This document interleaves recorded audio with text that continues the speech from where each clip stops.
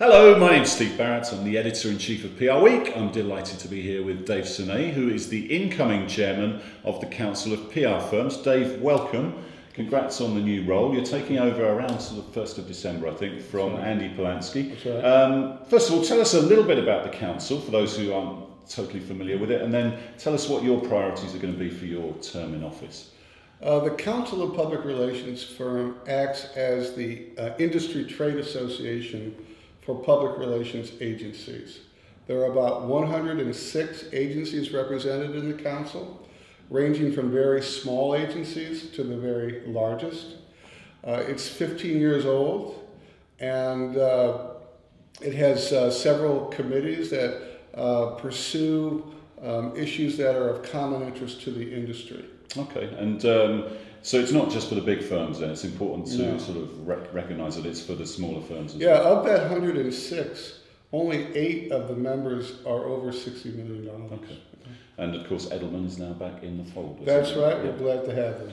Great, so what do you want to achieve in your year of office? Andy did a fine job over the last 2 years. What are you looking to build on that? Well, I've had the privilege of being on the board of the Council of PR Firms to see Ray Kocher in action for a couple of years, Marjorie Krause for a year, and now Andy Polanski for 2 years, and they've all been terrific role models. I'm going to pick up where Andy left off, and Andy's agenda included a push for diversity. You know that we have the Diversity Awards with PRWeek, work on procurement, to build a bridge to procurement audiences so they understand our business better, and then we can communicate with our member firms on how to deal with procurement on a more effective basis.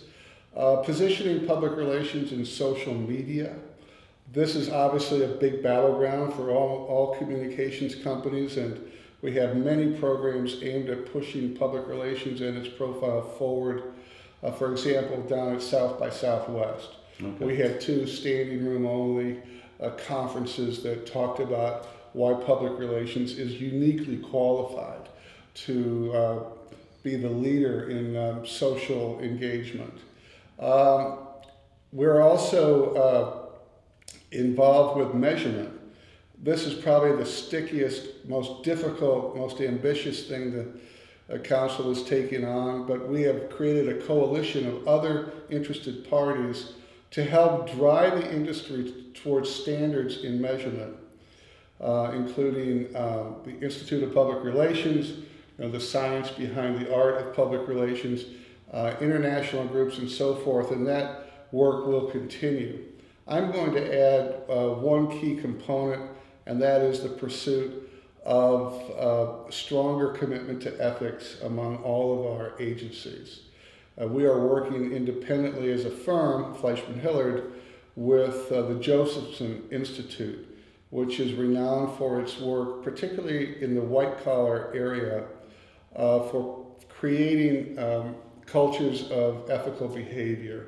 We've always felt very strongly about our commitment to ethics, but given that there's so little room for error today, and transparency rules, and we're bringing so many new people into our industry, we felt it's important to, as a firm, to bring forward a new approach to ethical commitment, and then to offer that to the industry at large.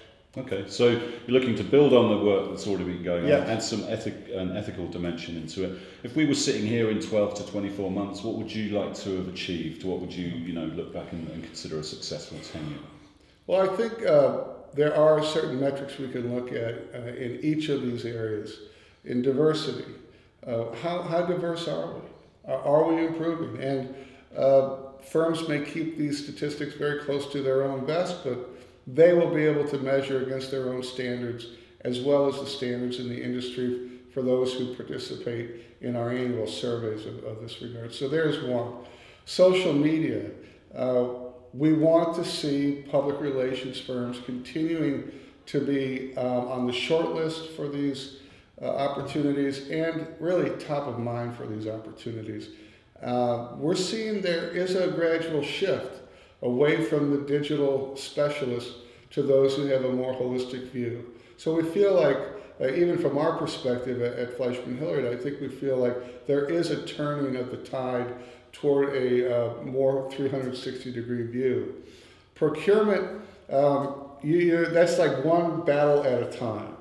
But the more that we can help procurement understand the value of the talent we bring, and we can move away from such draconian measures as cost plus budgeting, then we will feel that we have made major strides. And on ethics, it's